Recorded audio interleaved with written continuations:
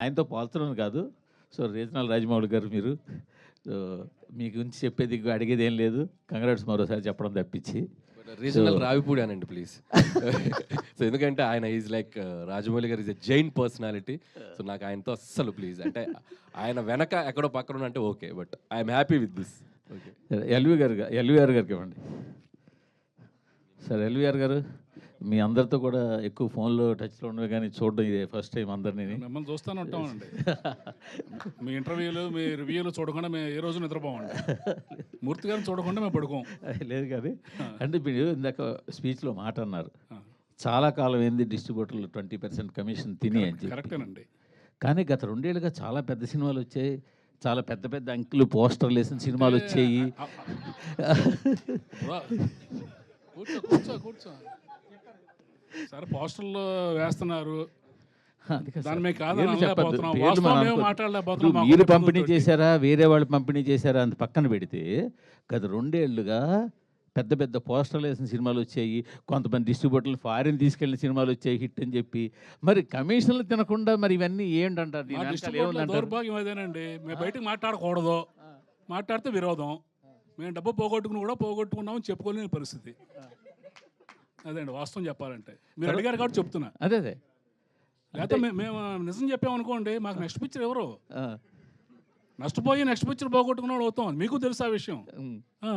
So అందుకని డబ్బులు పోయినా నవ్వుతూ ఉండాలి. డిస్ట్రిబ్యూటర్ పరిస్థితి అలాగే ఉంది ఇవాళ. రాజుగారు అన్నారు చూడండి, జిల్లాకు ఒకళ్ళు ఇద్దరు మిగిలారని. ఆ ఇద్దరు కూడా మిగలకుండా పోతారు ఇక. ఓకే సరే, ఇంకొక క్వశ్చన్. ఇందాక హరి గారు మీ అందరి తరఫున మిమ్మల్ని అడుగుతాను. మీరు సీనియర్ డిస్ట్రిబ్యూటర్, మీరు వీళ్ళందరిలో కూడా బాగా సీనియర్ డిస్ట్రిబ్యూటర్ కాబట్టి. ఇటీవల కాలంలో ఇంకొక ట్రెండ్ కూడా స్టార్ట్ అయింది. ఒకప్పుడు మేము హరి గారికో లేకపోతే మీకో ఇంకో ఎవరికైనా ఫోన్ చేస్తే ఎంత చేసిందంటే టక్మని చెప్పేసే పని ఉండేది. గత 2 సంవత్సరాలుగా చెప్పడాన్ని కూడా మీకు తాళం వేసి నెంబర్లు చెప్పకుండా అలాంటి పరిస్థితి ఒకటి స్టార్ట్ అయింది ఇండస్ట్రీలో. అవునంటారు కాదండి? డెఫినెట్గా అండి. ట్రెండ్ స్టార్ట్ అయింది అనేది మీకు తెలుసు కదా, మరి మీరందరూ ఏం చేస్తున్నారు? చెప్తున్నా, అదే అడుగుతున్నా. నేను అడుగుతున్నాను ఒక ప్రొడ్యూసర్గా. అవును, ప్రొడ్యూసర్గా ట్రెండ్ స్టార్ట్ అయింది, అన్నీ ఏకుతారు కదా. ఆఫీస్లో ఇది జరుగుతుంది, ఆఫీస్లో వాళ్ళని తీసేశారు, ఆఫీస్లో భోజనాలు మానేశారు, ఇవన్నీ రాస్తారుగా. మరి ఇది జరుగుతుంది అన్నప్పుడు మీరేం చేస్తున్నారు? జర్నలిజం అంటే క్వశ్చన్ అది మీరు చెయ్యాలి, వాళ్ళని అడగడం కాదు. మేమందరికి మాకు వీక్నెస్ ఉందండి, మా అందరికి మా వీక్నెస్ ఉంది. మీకు ఏంటంటే ఇక్కడ విషయం ఏంటంటే ఆయన చేత చెప్పిస్తున్నాను ఈ ట్రెండ్ స్టార్ట్ అయింది. ఆయన డిస్ట్రిబ్యూటర్ గా ఈ ట్రెండ్ స్టార్ట్ అయిందని నేను మీకు ఒక పాయింట్ కి తీసుకొచ్చి, మా ఆఫీస్లో భోజనాలు కూడా మానేశారు అనేది రాశారు కదా. సో ఇంత ఇన్ఫర్మేషన్ ఉన్న మీకు వీటి గురించి ఇన్ఫర్మేషన్ ఉంది కదా. జర్నలిజం దాంట్లో నుంచి మీరు రాయాలి. మార్పు మీ దగ్గర రావాలి. ఏమండి, మార్పు మీ దగ్గర నుంచి వచ్చినప్పుడే. స్వామి ఒకసారి ఆయనకి ఇవ్వండి, ముందు రాజుగారు మీరు క్వశ్చన్ చేయమని మీరే చెప్తారు. క్వశ్చన్ చేస్తే వాళ్ళని పక్కన పెట్టి ఇంటర్వ్యూలు ఇవ్వట్లేదంట కదండి. ఏది మూవీ ఇంటర్వ్యూస్ కానీ ఇవన్నీ క్వశ్చనింగ్ ఎక్కువ ఎవరు చేస్తే వాళ్ళకే ఇవ్వట్లేదంట కదండి. అట్లేం లేదే, ఎవరన్నారు? చెప్తా, తర్వాత మాట్లాడదాం.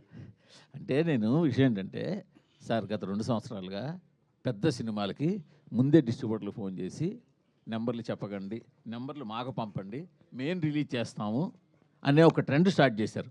మొన్నాడు వాళ్ళు ఏ నెంబర్ రిలీజ్ చేస్తే అవే బయటికి వెళ్తున్నాయి.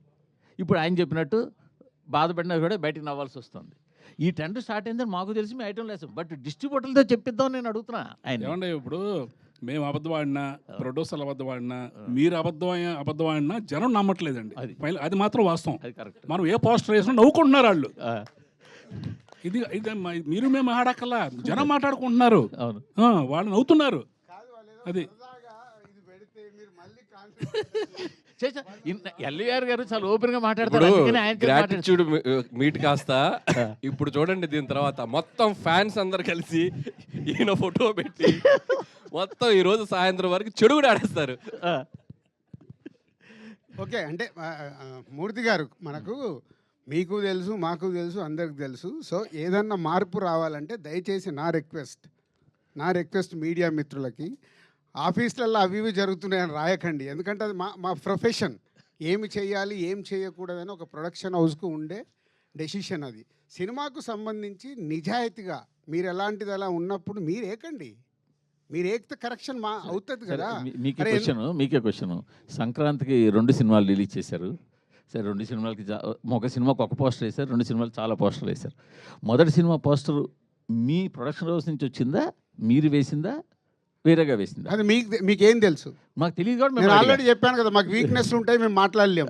మీకేం తెలుసు? సార్, నేను మిమ్మల్ని అడుగుతాను సార్. నేను అదే మిమ్మల్ని అడుగుతున్నాను సార్. మీరు వేసిన పోస్టర్ మాకేలా తెలుసు మా సార్? వీక్నెస్ ఉంటుందని నేను కమిట్ అవుతున్నాను కదా. ఆ. మీకు సో తెలియదా? మీ వీక్నెస్ తో వేసిన పోస్టర్ అంటారు. మీకు తెలియదా? మీరు వీక్నెస్ తో వేసిన పోస్టర్ ప్రతి అంటారు. సెంటర్లో ఏం కలెక్షన్స్ ఉన్నాయనేది మీ దగ్గర లేవా? ఫస్ట్ మీ హరి చెప్తున్నా, అందరికంటే ముందు మీ దగ్గరే ఉంటాయంట. సో మీరే క్యాల్కులేట్ చేసి వేయండి నెక్స్ట్ నుంచి పోస్టర్ ప్రతి సినిమాది. బెటర్, ప్రాబ్లం సాల్వ్ అయిపోద్ది. సార్, సంక్రాంతికి వస్తున్నాం అనే సినిమా అనిల్ రావుపూడి గారికి 8వ హిట్ ఇచ్చింది కాబట్టి అది పెద్ద గొప్ప విషయం కాదు. వెంకటేష్ గారిని సీనియర్ హీరోస్లో ఇప్పుడు టాప్లో నిలబెట్టింది, అది పెద్ద గొప్ప విషయం కాదు. ఏంటి గొప్ప విషయం అంటే దిల్ రాజు గారిని నిలబెట్టింది ఆ సినిమా. చాలామంది ఇందాక మన శిరీష్ గారు అన్నట్టు ఏంటంటే చాలామంది దిల్ రాజు గారు పడిపోతారేమో ఈ సినిమాతో అని అనుకున్నారు. బట్ ఏంటంటే సంక్రాంతికి వస్తున్నాం అనే సినిమా ఆయన నిలబడడానికి స్ట్రెంత్ ఇచ్చింది. మళ్ళీ ఇంకా సినిమాలు తీయడానికి, ఇంకో 10 సంవత్సరాల సినిమాలు తీయడానికి అనేది కాన్ఫిడెన్స్ ఇచ్చింది. చాలామంది ఏంటంటే ఈ ప్రొడక్షన్ హౌస్లు బాగా ఎక్కువ సినిమాలు తీసే ప్రొడక్షన్ హౌస్లు అంతకంతకే తగ్గిపోతున్నాయి. దిల్ రాజు గారు అలాంటి దిల్ రాజు గారు నిలబడ్డారంటే కంటిన్యూస్గా సినిమాలు తీస్తారు, ఇండస్ట్రీ అలా రన్ అవుతూ ఉంటుంది. అందుకు సంక్రాంతికి వస్తున్నాం అనే సినిమా గొప్ప సినిమా. థ్యాంక్ యూ అండి, థ్యాంక్ యూ. అది నిజమండి. అంటే ప్రతి సినిమా ద్వారా ఒక మినిమం 500 మంది ఎవ్రీ డే బ్రతుకుతారు. సో మేము ఎన్ని ఎక్కువ ప్రొడక్షన్ చేయగలిగితే అంతమందికి భోజనం దొరుకుతుంది. ఈ లాజిక్ చాలామంది మర్చిపోతారు. సో ఇవాళ మనకు 150 సినిమాలు తెలుగు ఫిలిం ఇండస్ట్రీలో మన ఇన్కమ్ ట్యాక్స్లతో జరిగిన కాన్వర్సేషన్ చెప్తాను.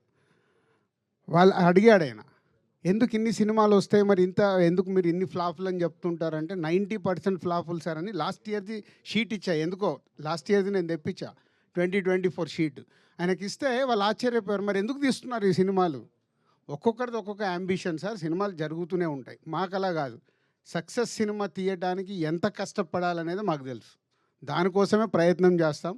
దాంట్లో కొన్ని సక్సెస్లు వస్తాయి, అప్పుడప్పుడు క్యాచ్ అవుతాం. రాజుగారితో ఒక 1 year బ్యాక్ ఒక ఇంటర్వ్యూ చేశాను నేను.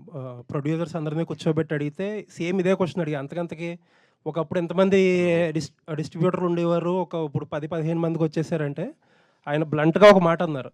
ఏంటంటే నెక్స్ట్ 2-3 ఏళ్ళలో వీళ్ళు కూడా ఉండరు, మనం బాలీవుడ్లో లాగా అవుట్ రైట్ రిలీజ్ చేసుకోవాల్సిందే, మనమే కార్పొరేట్ లాగా మల్టీప్లెక్స్లతోనే అయ్యింది టైఅప్ అయ్యి, అలాంటి స్టేజ్ నుంచి ఇక్కడ ఎంతమందిని స్టేజ్ ఎక్కించారు.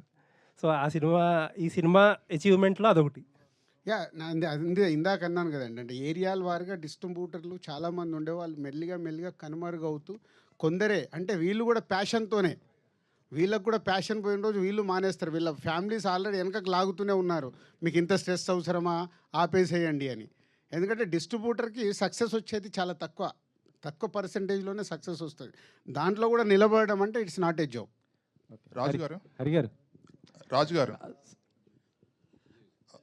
ఇంతకుముందు అంటే కోవిడ్కి ముందు పెద్ద హీరోల సినిమాలు ప్రతి నెల ఒక రెండు ఫిల్మ్స్ వచ్చేవి, మీడియం రేంజ్ 2-3 ఫిల్మ్స్ వచ్చాయి. సో సక్సెస్ రేటు చాలా ఎక్కువ ఉండేది, ఎందుకంటే ఎక్కువ నెంబర్ ఆఫ్ సినిమాస్ వస్తాయి, గ్యారంటీ ఎక్కువ ఉంటుంది పెద్ద హీరోలు కానీ మీడియం రేంజ్ హీరోలు కానీ చేస్తే. ఇప్పుడు చూస్తే జనవరిలో 3 సినిమాలు వచ్చినాయి, ఫిబ్రవరిలో 1-2 ఉన్నాయి రీజనబుల్ ఫిల్మ్స్. ఇట్లా ఒకప్పుడు 5-6 హిట్ వచ్చే పొటెన్షియల్ ఉన్న సినిమా ఉంటే ఇంతకుముందు, ఇప్పుడు హిట్ వచ్చే పొటెన్షియల్ సినిమా 1-2 ఉంటున్నాయి ఎవ్రీ మంత్. అంటే ఇంత తగ్గటానికి కారణం ఏంటి? అండ్ ఫ్యూచర్లో ఎక్కువ సినిమాలు తీసి పెద్ద హీరోలు మీడియం రేంజ్ హీరోలు ఎక్కువ సినిమాలు తీస్తే తప్పితే ఇండస్ట్రీ వోంట్ సర్వైవ్.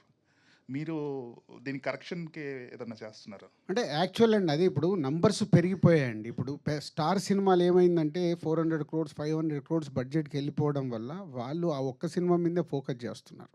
అంటే ఆ సినిమా ఆడలేదనుకో చాలా డ్యామేజ్ జరుగుద్ది. కాబట్టి మనకు స్టార్ సినిమాలు మనం ఇప్పుడు చూసుకుంటే ఉన్న టాప్ స్టార్స్ అందరూ 2 yearsకి ఒక ఫిలిం వస్తుంది. సో అది కరెక్షన్ మళ్ళీ ఇంతకుముందు కోవిడ్ ముందు కానీ జరిగింది. ఇప్పుడు Prabhas continuous doing 3 films, Bunny wants do in a year 2 films. ఇట్లా వాళ్ళు స్టార్ట్ అవుతున్నారు. స్టార్ట్ అయ్యి కరెక్ట్ అవుతే మళ్ళీ 26-27 నుంచి డెఫినెట్గా ప్రతి హీరో సినిమా ఒకటి రిలీజ్ అవ్వాలి. అయినప్పుడు ఆటోమేటిక్ స్టార్ సినిమా ఒకటి, మిడ్ రేంజ్ హీరోల సినిమాలు 2 ఫిలిమ్స్ ఇలా వచ్చినప్పుడు ఆటోమేటిక్ సక్సెస్ పర్సంటేజ్ పెరిగే అవకాశం ఉంటుంది. అది ఒకటే సొల్యూషన్. హరిగారు సంక్రాంతికి రిలీజ్గా అవ్వగానే రాజుగారి ఐటీ జరిగింది. ఇప్పుడు మీరు డిస్ట్రిబ్యూటర్ గారెంటీ మీట్ పెట్టారు. దీని తర్వాత మీ అందరి డిస్ట్రిబ్యూటర్ మీద ఐటీ రైట్స్ జరిగే అవకాశం ఉందనుకుంటున్నాను. డిస్ట్రిబ్యూటర్స్ దగ్గరికి నెంబర్లు చెప్పారు కదా మొత్తం. అదే డిస్ట్రిబ్యూటర్స్ దగ్గరికి వస్తే అదే డిస్ట్రిబ్యూషన్ అనేది ఒకప్పుడు ఎలా ఉన్నదో తెలియదు కదండి. జిఎస్టీ వచ్చాక ఐటీ వాళ్ళకంటే వైట్కి ఎక్కువ ఇంట్రెస్ట్ మేము చూపిస్తున్నాం. ఎందుకంటే మాకు 18% సినిమా రిలీజ్ తర్వాత రికవరీ ఉంటుంది. అంటే మేము పంపించే ప్రతి రూపాయికి, ప్రతి 1 lakhకి 18,000 ఇన్వాయిస్ వస్తుంది మాకు, జిఎస్టీ ఇన్వాయిస్. అందుకని మేము క్యాష్ని తీసుకెళ్ళి బ్యాంకులో డిపాజిట్ చేసి అయినా ట్రాన్స్ఫర్ చేస్తాం, కానీ క్యాష్ ఇచ్చే రోజులు పోయినాయి. ఎందుకు అంటే అది మా సేఫ్టీ. ఒక సినిమా పాత రోజుల్లో ఒక సినిమా రిలీజ్ అయిపోయి ఏదన్నా తేడా వస్తే మాకు ఇంకేం రాదండి. అంతటితో అయిపోయేవాళ్ళం. అంటే రూపాయి కూడా రొటేషన్ కూడా ఉండేది కాదు. ఇప్పుడు లక్కీగా జిఎస్టీ పుణ్యం అని చెప్పి మాకు ఒక సినిమా ఏదైనా తేడా వస్తే ప్రొడ్యూసర్స్, ప్రతి ప్రొడ్యూసర్ మన తెలుగు ఇండస్ట్రీలో ఏ ప్రొడ్యూసర్ అయినా సినిమా తేడా వస్తే జిఎస్టీ ఇన్వాయిస్ విత్ ఇన్ 1 monthలో ఇచ్చేస్తున్నారండి. ఇచ్చినప్పుడు మాకు 18% ఇన్వాయిస్ రూపంలో డబ్బులు వస్తుంది. ఆ ఇన్వాయిస్లు మేము థియేటర్స్కి ఇస్తే వాళ్ళు మాకు క్యాష్ ఇస్తారు. క్యాష్ మీన్స్ వైట్లో ఇస్తాం. అంటే ఆ అమౌంట్ ఒక 1 crore, మాకు 1 crore ఇన్వాయిస్ వస్తే 18 lakhs మా బ్యాంక్లో ఉన్నట్టు. ఇది చాలా హ్యాపీ. అందుకని మేము ఏదన్నా చిన్న అంటే జిఎస్టీ పరిధిలో లేని థియేటర్స్ చాలా ఉంటాయి. అంటే సెంటర్స్లో ఉన్నాయి. అక్కడ 5,000, 10,000 కలెక్షన్లు వస్తే 1 లక్ష, 2 లక్షలు చేరితే కూడా దాన్ని తెచ్చి అకౌంట్లో వేసే కొడతాం మేము. ఎందుకంటే మాకు ఇన్వాయిస్ కావాలి. అందువల్ల అది. ఇంకొకటి 90% ఫ్లాప్లు ఉంటాయండి. ఇప్పుడు 10% సక్సెస్ రేట్ కూడా లేదు ఈరోజు. 10% సక్సెస్ రేట్లో అసలు అయ్యేటి 5% ఉంటే కమిషన్లు వచ్చే సినిమాలు 1, 2 ఉంటాయి. ఇది నిజం. టోటల్గా 1 yearలో సినిమాలు చేస్తే మ్యాక్సిమం 10 moviesకే 20% కమిషన్ వస్తాయి. ఒక 5 movies బ్రేక్ ఏమైనా అవుతాయి. ఒక 5 movies ఏదైనా 5%, 10% ఉంటాయి. ప్లస్ ఇప్పుడు చాలా సినిమాలు రిలీజులకే వచ్చేసాయి. మేము కూడా చాలా వరకు డిస్ట్రిబ్యూషన్ జస్ట్ కమిషన్కే చేస్తున్నాం. పర్చేజింగ్లు కూడా తగ్గిపోయాయి.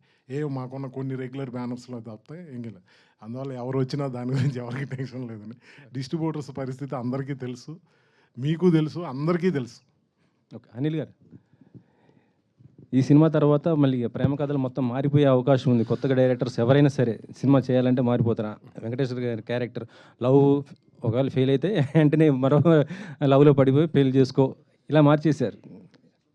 సో దీనిపైన మంచిదే కదండి. పిచ్చోళ్ళే రోడ్లకి తిరగటం కంటే లవ్లో ఫెయిల్ అయ్యి హ్యాపీగా ఎవరైనా మంచి అమ్మాయిని చూసుకొని పెళ్లి చేసుకొని అదొక మెమరీ లాగా ఉంటే బెటర్ కదా. సో అంతే, ఎనీథింగ్ లైఫ్లో ఒక ఫేజ్ అనుకొని పాసింగ్ క్లౌడ్ లాగా మళ్ళీ ఇంకొక లైఫ్ స్టార్ట్ చేయాలి. లవ్లో ఈరోజు fail, girlfriend, boyfriend no చెప్తే నెక్స్ట్ డే ఇన్స్టాగ్రామ్లో వెతుకులాట మొదలు పెడుతున్నారు. ఇప్పుడు అవి లేవు, నెక్స్ట్ డేనే. సార్ రాజు గారు అంటే ప్రొడ్యూసర్స్ మధ్య ఉన్న అనారోగ్యకరమైన పోటీ వల్ల ఇండస్ట్రీకి చాలా ప్రాబ్లం ఎదురవుతుంది అనేది బయట ఒక టాక్ అండి. అంటే బ్యానర్స్ మధ్య ఆధిపత్య పోరు కానీ, ఇప్పుడు డిస్ట్రిబ్యూషన్ పరంగా కూడా లాస్ట్ టైం చూసాం ఆధిపత్య పోరు. దీనివల్ల ఇప్పుడు పాపం ఎవరైనా ప్యాషన్తో వద్దాం అనుకున్న ప్రొడ్యూసర్స్ కానీ వీళ్ళకి చాలా ఇబ్బందులు అనేవి ఎదురవుతున్నాయి సార్. అంటే బడ్జెట్స్ పెరిగిపోవడము, లార్జర్ దెన్ బడ్జెట్లు అనేవి లార్జర్ దెన్ లైఫ్లో వెళ్ళిపోవడం, అంటే సినిమా రేంజ్ అనేది పెరగడం వల్ల ప్యాషన్తో కాన్సెప్ట్ బేస్డ్ సినిమాలు చేద్దాం అనుకున్న ప్రొడ్యూసర్స్ కొత్తగా రాలేని పరిస్థితి ఎదురవుతుంది సార్.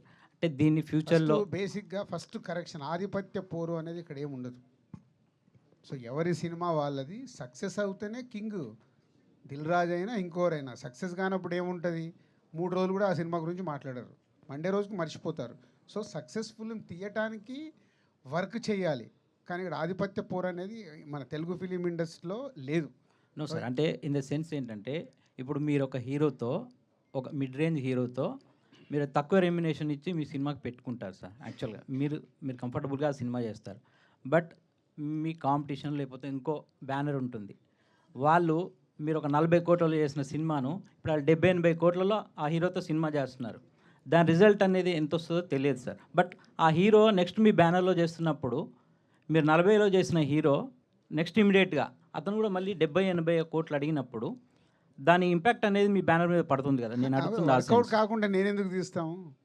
వర్కౌట్ అవుతాను ఎవరైనా. ఇప్పుడు నువ్వు జీలో పని చేస్తున్నావు, నీకు ఇంకో కంపెనీలో శాలరీ ఇస్తారు, నువ్వు మార్చుకొని వెళ్ళవా? అంటే ఆలోచిస్తాను కదా సార్ అదే. అంటే దాని దాని ఇప్పుడు దాని ఇక్కడ బ్యాక్గ్రౌండ్ లక్షలు అదంతా తీసుకుంటున్నావు ఎస్ అనుకో, 2 లక్షలు ఇస్తామంటే వెళ్ళిపోతావుగా. ఎందుకంటే నీ దగ్గర కెపాసిటీ ఉంది, జర్నలిస్ట్గా నువ్వు పనిచేస్తావంటే పక్క ఛానల్ నీకు ఆఫర్ ఇస్తారు. ఇక్కడ కూడా అంతే, వాల్యూ. లైఫ్ ఆ ఇచ్చిందని హీరోతో ethics సినిమా కూడా ఉంటాయి తీసేటప్పుడు కదండి. ఆ హీరోతో సినిమా తీస్తే ఈ బడ్జెట్లో వర్కౌట్ అవుతుంది అనుకున్నప్పుడు తీస్తారు. ఎవరిని మనం ఆపలేము. అందుకే ఇక్కడ ఆధిపత్య పోరు ఉండదు అని చెప్పింది నీకు ఫస్ట్, అక్కడ కరెక్ట్ చేశా.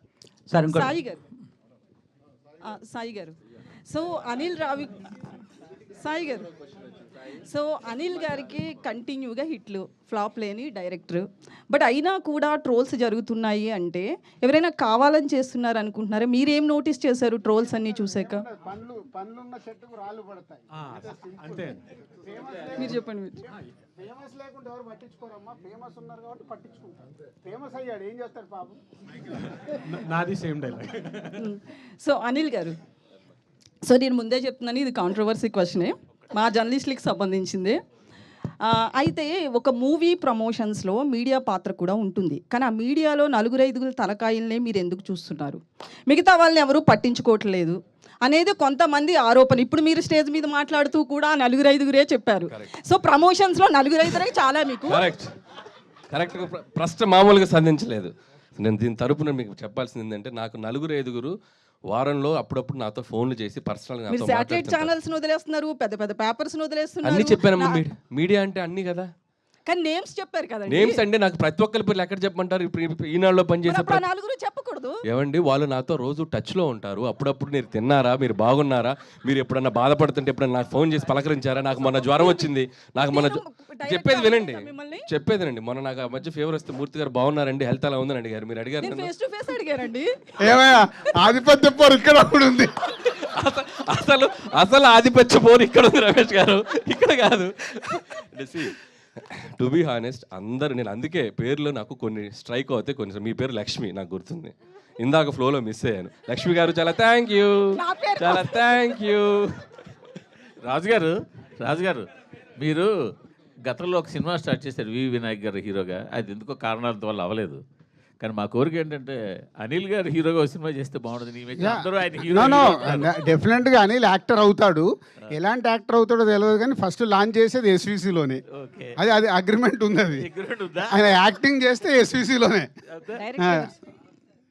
రాజుగారు, సినిమా నిర్మాతలు ఓన్లీ నిర్మాణ బాధ్యతలు మొత్తం ఫండింగ్ అంతా తను భారం మోయకుండా డైరెక్టర్ని అలాగే మెయిన్ లీడ్ ఎవరైతే ఉన్నారో ఎక్కువ రెమ్యూనరేషన్ తీసుకునే వాళ్ళను కూడా ప్రొడ్యూసర్స్గా వాళ్ళను కూడా భాగస్వాములను చేస్తే నిర్మాతలకి భారం తగ్గుద్ది. నిర్మాతలు రెడీగా ఉంటారండి అలా చేసుకుంటే. నిర్మాతకు గోల్డెన్ ఆపర్చునిటీ అది. బట్ అది అంటే సిస్టమ్ అందరది సెట్ అయినప్పుడే చేయగలుగుతారు. బట్ అది ఇప్పుడు బాలీవుడ్లో ఉంది, స్టార్ట్ చేయకూడదు. మెల్లిగా ఇక్కడ స్టార్ట్ అయింది. ఇప్పుడు మొన్న నాకు తెలిసి పుష్ప 2 అలాగే చేశారనుకుంటాను. సో మెల్లిగా స్టార్ట్ అవుతుంది. అది అయినప్పుడు డెఫినెట్గా ప్రొడక్షన్ హౌస్కి అడ్వాంటేజ్, అది బరువు తగ్గుతుంది. సో అవ్వాలని కోరుకుంటున్నాను నేను కూడా. అలాగే నిర్మాణ బాధ్యతల్లో అలాగే స్క్రిప్ట్లో కానీ అన్నిట్లో కూడా ఒక నిర్మాతగా మీరు ఇన్వాల్వ్ అవుతుంటారు. అలాగే నిర్మాతలు హీరోలు ఇన్వాల్వ్ అయిన సినిమాలు చాలా వరకు కూడా దెబ్బతిన్న సంఘటనలు కూడా మనం చూసాం. ఏది కరెక్ట్ అంటారు? నన్ను కూడా చాలామంది తిట్టుకుంటారు అనుకుంటావు అని, రాజుగారని ఇట్లా గెలుపుతారు ఇరుకుతారు అని. సో సినిమా అనేది విజన్, జడ్జిమెంట్, అది వేవ్ లెంత్లో ఉన్నప్పుడు. ఇందాక నేను అనిల్ గురించి చెప్పాను, 6 సినిమాలు తీసాం. మా మధ్యలో నాకు తెలిసి ఈ రోజు వరకు ఎప్పుడు ఆర్గ్యుమెంట్ అనేది కూడా జరగల. అసలు క్రియేటివ్ డిఫరెన్స్ లేదు, ఫైనాన్షియల్ డిఫరెన్స్ అసలు లేదనుకోండి. సో అది ఉన్నప్పుడు ఏమవుతుందంటే ఆ వేవ్ లెంత్ కరెక్ట్గా ఉండి ఇద్దరు ఒకటేలాగా ఆలోచించినప్పుడు రిజల్ట్ వస్తుంది. లేకుంటే ఏమవుతుందంటే రిజల్ట్ రాలేదనుకో, ఒకరి మీద ఒకరు వేసేసుకుంటారు. నేను ఇది చెప్పాను చేయలేదు, నేను ఇలా చేయమన్నాను చేయలేదు, అలా బ్లేమింగ్స్కి వెళ్తాయి. సో అందుకే చాలామంది క్వైట్గానే ఉంటారు.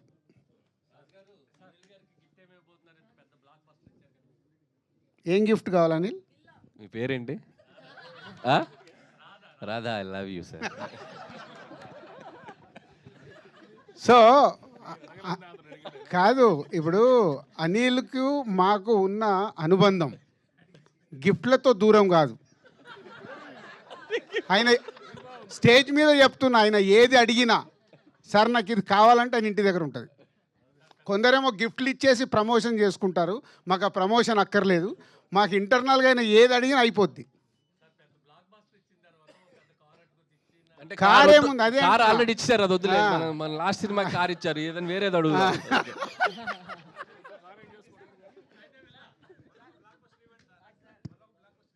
ఆయన మనకి ఇవ్వాలి, మనం ఆయనకి ఎక్కడ ఇస్తాము. మాకు బ్లాక్ బస్టర్లే కావాలని అడుగుతున్నాం. Thank you very much.